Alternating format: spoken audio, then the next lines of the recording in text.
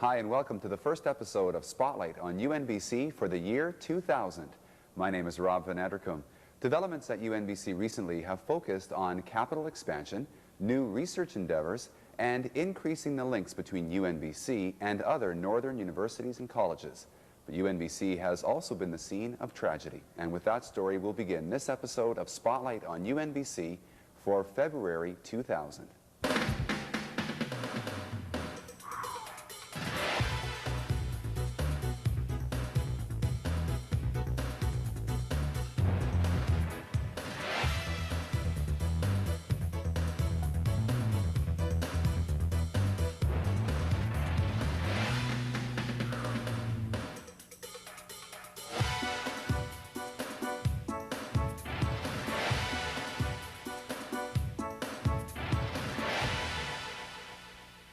In mid-December, Russian exchange student Anna Sorkomova went missing from UNBC. Despite the best efforts of Prince George RCMP and the prayers of everyone at UNBC, the search did not end happily. In January, the body of a woman who matched Anna's description was found in a wooded area on campus, and it seemed that she took her own life. A memorial was held on campus that paid tribute to Anna Sorkomova, a UNBC exchange student from Siberia.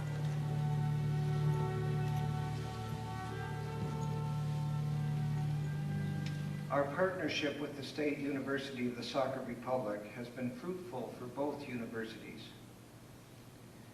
We have exchanged many students, benefited from reciprocal training arrangements, and collaborated on important research.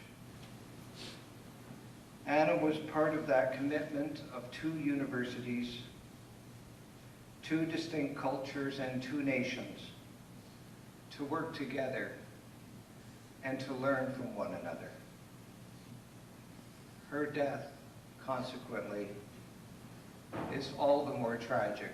After the service, Anna was remembered outside of the International Center. An endowment fund has been set up in Anna's memory to provide financial assistance to future Russian exchange students who attend UNBC.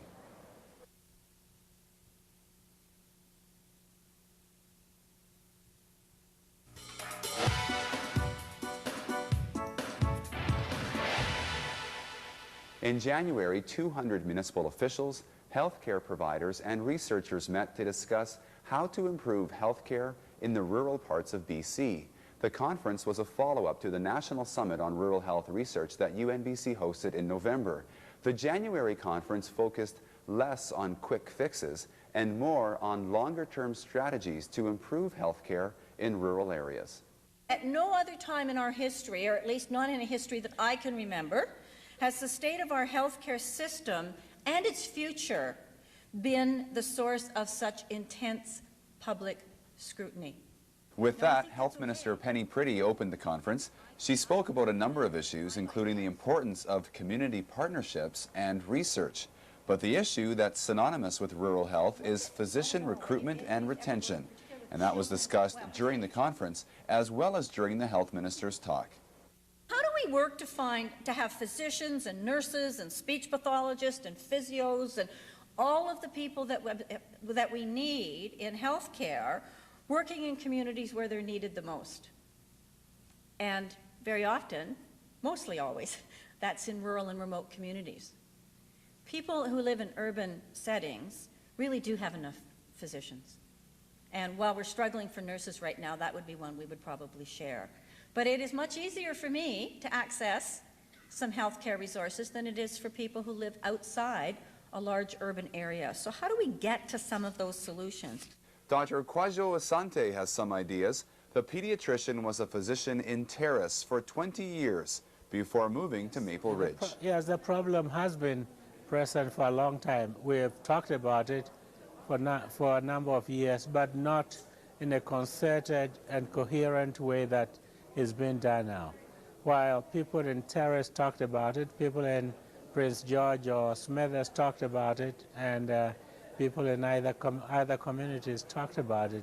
Now, for the first time, we all meet together to talk about the needs for health care for rural areas and the northern areas. I think the focus which has been new is the UNBC, that the presence of the university in Prince George in the northern area with their social programs and with their research facilities has been able to coalesce the people who need the services together. During the conference, plans for a BC Rural and Remote Health Research Institute were discussed. UNBC will also be working with UBC to enhance physician education in the north. And finally, UNBC, other universities, health boards, and the private sector will all research ways of using new technology to support rural doctors and provide medical information. The key is communities must work together. If two adjacent communities, Terrace and Kidman, close together, one of them has to be willing to share services with the next community. Maybe a place like Smithers and Telkwa or Burns Lake may be willing to share facilities in Telkwa, or maybe put in Hazelton as well, so they share the services. And it's better to travel 100 miles to the next community than not get anything at all.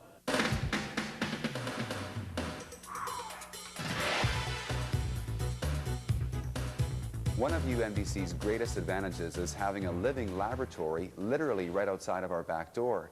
There are wonderful opportunities in northern BC to study everything from rural health to environmental development, and that research often has a tangible benefit in northern BC. Some time ago, UNBC acquired 2 research forests that provide unparalleled opportunities for research and hands-on teaching.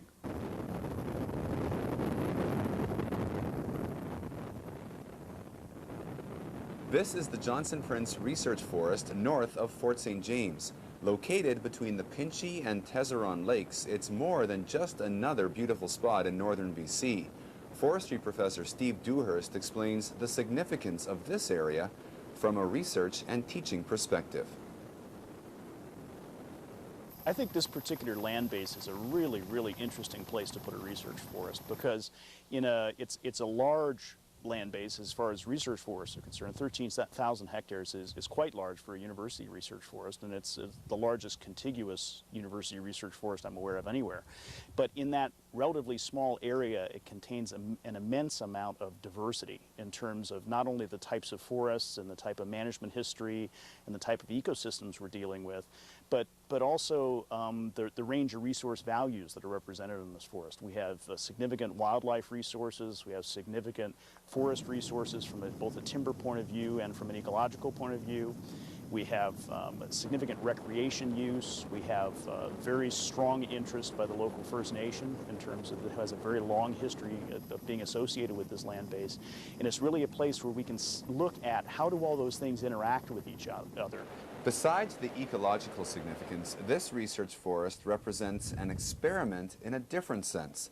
It's an experiment in partnership because it's here that a university and a First Nation are, for the first time, managing a research forest together.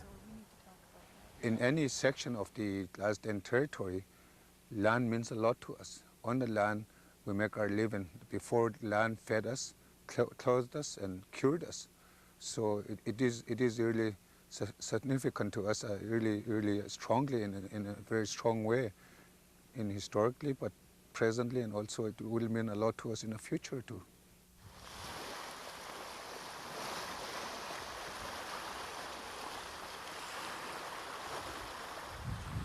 To me, it's a giant step for First Nation, regardless it's Tl'azt'en Nation or other nations in British Columbia. I think more of these things should happen in various different territories. Rob, if this kind of issue happened 10, 15, 20 years ago, do you think we'll be talking about a treaty? I doubt it. I doubt it. I think what should have happened 10, 15 years ago is get the First Nation involvement in all activities of the government's decision and the public's activities, public's decisions, government companies, and so forth. If we had that opportunity from day one, and not isolating us on reservation and giving us a number and saying you are studies and you're going to be staying on this reserve and so forth. I think if they then give us this opportunity in regard to this, what UNBC and Tl'azt'en are doing now, long time ago, things would be different. It'll be different for industry too. The information that'll come out of this research forest will have an effect on harvesting and silviculture practices. Don Roy is from Canfor in Fort St. James. They can do demonstrations and they can put in trials that you can watch over periods of time. And that extension and the link between the researcher and the practical forester when you go out in the field tour is extremely useful, I think. It's a real good way of doing that technology transfer, not only from the researchers to us, but also from us to the researchers. So they have a better understanding of the issues we're actually dealing with in the forest. And they may be trying some new things, stuff that we wouldn't necessarily try operationally, and we need some of that stuff on the ground for an extended period of time to sort of see if they work or not. We tend to stay with stuff that we know is fairly successful, whereas the university can kind of push the boundaries in that a little bit and try some new stuff. This is a research forest after all, but it's also a working forest. The different kinds of trials already underway here include a review of different harvesting patterns and the practice of leaving some large trees behind to naturally reseed a harvested area. Sue Grainger is the Research Forest Manager, and one of her main jobs is bringing the new program up to full operation. The university brings sort of a scientific approach to the art of managing forests, and the Tl'azt'en bring their traditional knowledge to it, and the concept of blending the two to come up with a technique to manage forests and to approach forest management that's a challenge and I think a very interesting thing. Despite their name, research forests are good for more than just research. They're also great places for hands-on teaching. These students are at the Aleza Lake Research Forest east of Prince George. Aleza Lake is the oldest research forest in BC, and UNBC manages this area with UBC.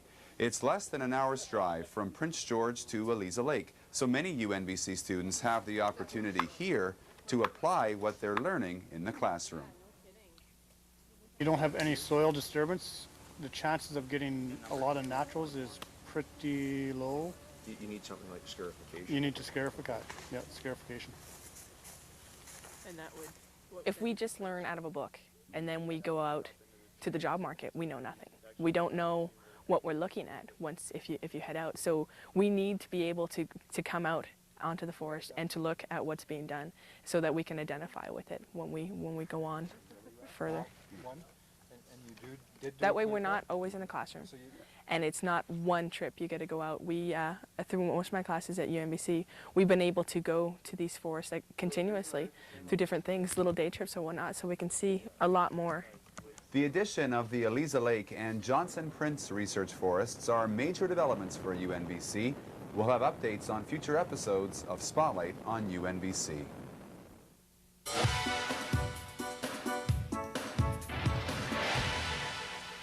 Not all forestry research can take place in the great outdoors. To complement the research being undertaken in the research forests, UNBC has been building an enhanced forestry lab.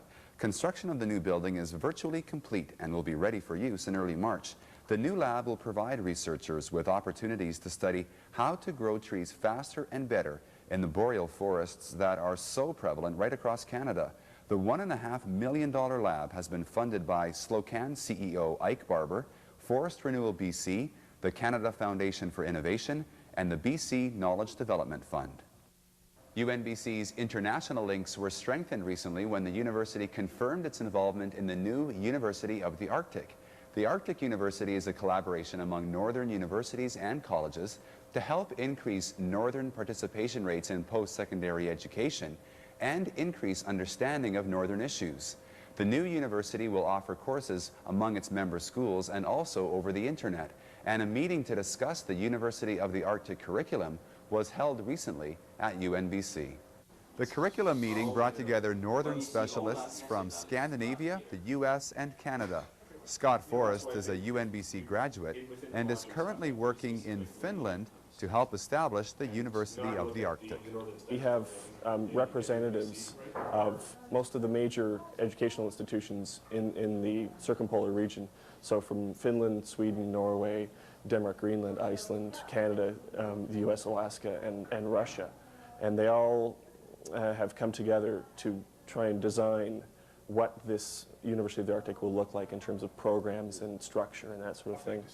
There won't be one core campus built somewhere. Instead, the new Arctic University will exist in the courses that are and will be offered at existing colleges and universities. Some courses will be offered in a traditional classroom. Others will be available over the internet. But either way, the goal is the same: to increase Northerners' understanding of the issues that affect them. Well, if you look at the history of North-South relations and the whole center-periphery model and all that stuff, you can see a pattern of the North has been typically told what to do and how to do it by decision makers in the South. And it's only now that you're starting to see the political power moving into the northern regions and people trying to take decisions locally. And there's a real difference in terms of appropriateness and the scale and the methods of development or education or any of the processes and things that are going on in the North about whether the idea is coming from a Northerner or someone from outside the region. And I think that's the most important thing that the University of the Arctic and the Bachelor of Circumpolar Studies can do, is give more people and enable more people to have the tools, the skills, the analytical mindsets to go out there and start making those decisions on their own.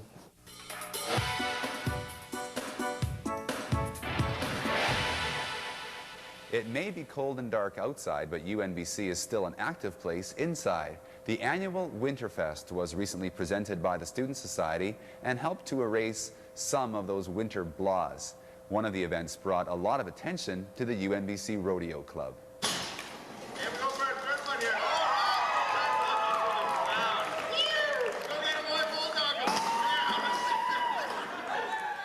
We've done a couple different things. We've done some calf roping, we've done some barrel racing, we've done some human chuck wagon races, and basically we just try and get everyone out and have a good time. And it's an event for Winterfest here at UNBC, so yeah, it'll be pretty interesting, I think. Yeah, we'll go for number 2 here, Jen.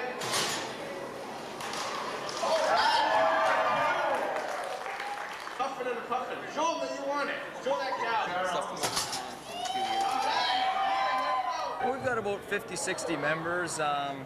It's a fairly active club, and we've been around the school for about 3-4 years now, so we've got a pretty good base going. So yeah, we help out with the Prince George Rodeo Association downtown. We put on a number of riding clinics and roping clinics and things like that, and also just kind of we try and get our club out to dinner and out to fun events and things like that too. So.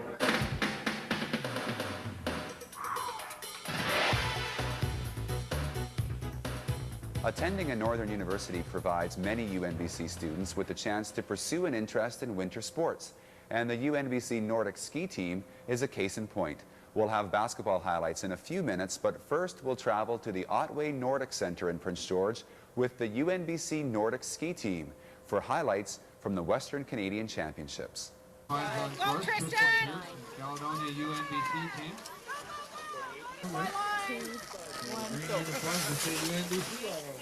The UNBC Nordic Ski Team had a real presence at the Western Canadians thanks to the new uniforms as well as to the caliber of the competition. The team is made up of veteran skiers and newcomers to the sport, and the team's establishment is a real dream come true for club president Chris Paulson. Well, I've skied provincially, nationally, internationally, and I've never been so excited as to ski here and have a ski school in Prince George. We've been working toward that for a long period of time, so we can get junior skiers, young senior skiers that are just coming out of high school, and we can give them an opportunity to get an education and to ski at a high caliber as well. Whereas before, we'd come out of high school, we'd feel that we couldn't go to school because we had to keep training and to keep racing, and so then you get to be an old senior and you don't have an education and you're not skiing maybe too well and your career is starting to die out, so you have to start from ground zero. This way we can have a group of skiers here, we can train, we can have a focus on school, we can have a focus on skiing, and then once they get a degree, then they can, if they want to, they can go ahead and pursue a high-level career in cross-country skiing or biathlon.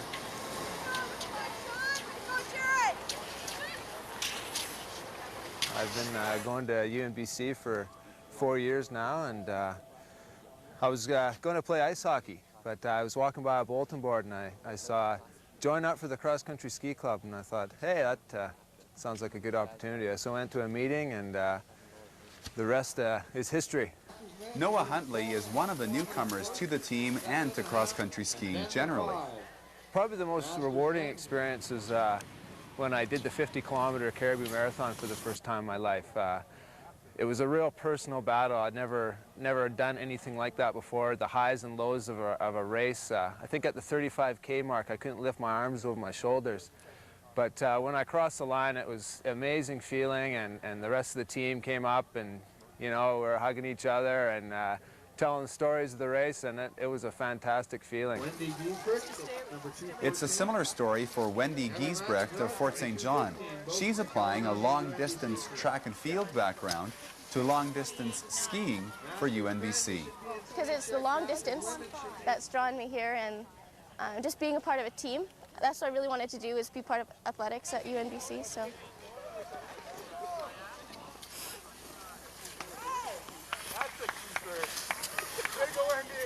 Every practice I go to, I learn more technique, so I'm improving a little bit every race. And I just look forward to the races and to the practice, to getting more and more technique. It's exciting for me. When many people think of varsity athletics, Nordic skiing is not the first sport that comes to mind. But these UNBC athletes hope to make a name for themselves in national championships. Noah Huntley is graduating in the spring, and his involvement on the ski team has made him a better student. I think my GPA and academic performance has actually been better since I've been skiing. Just I eat better, I stopped drinking beer, and it's you just have to, if you want to perform to your best level, then you have to make the commitment, and that's what I've tried to do this year.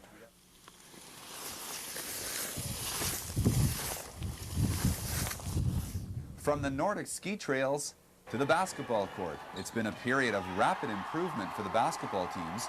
In January, the men's team cracked the national rankings for the first time when they debuted in 13th place.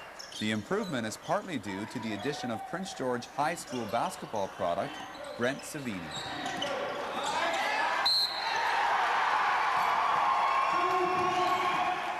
I went to Manitoba for 2 years, and last spring I decided to take a year off, and I cut it short a semester.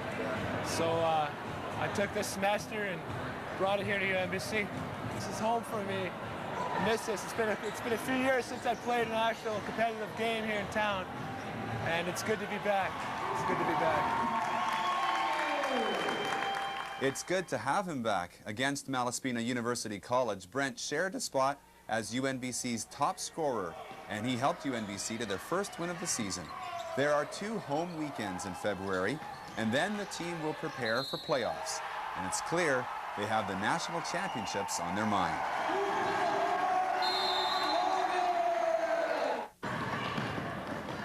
There were victories all round on this night. The women's team also posted their first win of the season when they dumped Malaspina 54-46. Jenn Bondaroff was top scorer, which was appropriate given that it was her birthday. Definitely it's the best present. I mean, this win was so amazing. It's our first league win for UNBC, and it just kind of, I know, I hope we can carry it on with all the rest of our games that we play. For the game schedule, check out www.unbc.ca/athletics.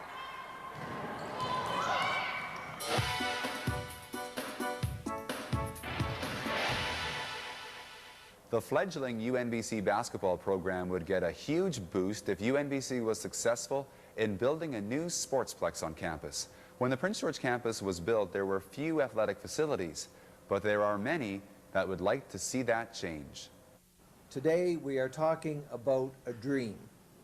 It's a wonderful concept, it's a wonderful project, but it's far from realization. The dream Charles Jago was referring to is the proposed new sportsplex. The concept was publicly unveiled before Christmas and was the culmination of much planning.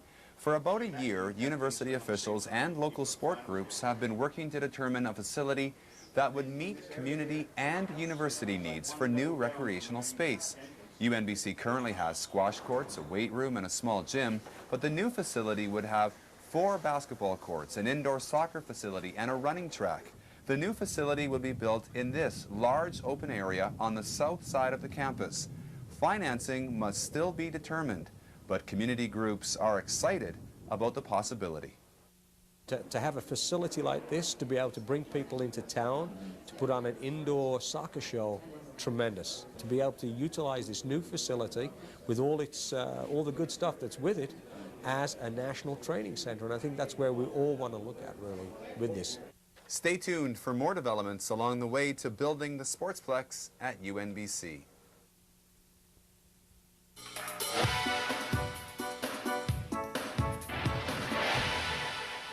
While the new Sportsplex is still only a dream, capital expansion will happen soon on the Prince George campus. In January, the BC government announced a $12 million expansion to the lab facilities on campus. And that news is very welcome, given the overcrowding that's been happening on campus, especially in the lab.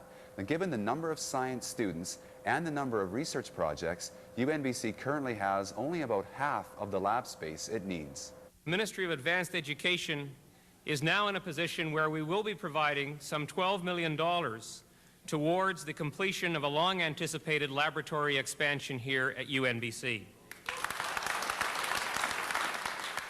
To say that announcement was eagerly anticipated is an understatement. Consider these stats. First of all, nearly half of all undergraduate students at UNBC are enrolled in science programs, and that's about double the national average. And then on the research side, Maclean's magazine has ranked UNBC a top research university for 2 years running. Now, much of that research depends on good lab facilities, and the new lab will also help in diversifying the regional economy. We now have a chance to move forward even more strongly towards building a future economy in the North in which knowledge is the key. We know that knowledge economy is going to be the key across the world. Here in northern British Columbia, UNBC is our route to helping make that happen. The lab expansion will be built adjacent to the current laboratory and will take shape in the wooded area on your screen. Now, architectural designs must still be drawn, but the new facility will likely include some teaching labs, classrooms, offices, a chemical storage area, and an expanded GIS lab. Now, since opening in 1994, the student body at UNBC has grown from 1,400 to 3,400, and the new lab will allow UNBC's continued growth. We are growing. We are meeting the needs and fulfilling the expectations of those Northerners who campaign so vigorously for a university in the North. And to continue to succeed, we need government support for the physical expansion of our campus, both here in Prince George and in our other centers of activity in northern BC. What I said to the minister at that time was, Andrew, don't give us the no-hope scenario. We will not accept the no-hope scenario. Minister Petter, I'm extremely grateful to you personally for listening to me and for responding so positively to the needs of this young and dynamic university. The participation rates in Prince George have gone up 3 times as fast as the participation rates have in the Lower Mainland. And that is indicative of how we are starting to use education as a way of moving forward as a province to give equal opportunity to all regions and all students, and to use education as a tool for economic development, which I know is already a major beneficiary of the work that's done in this university.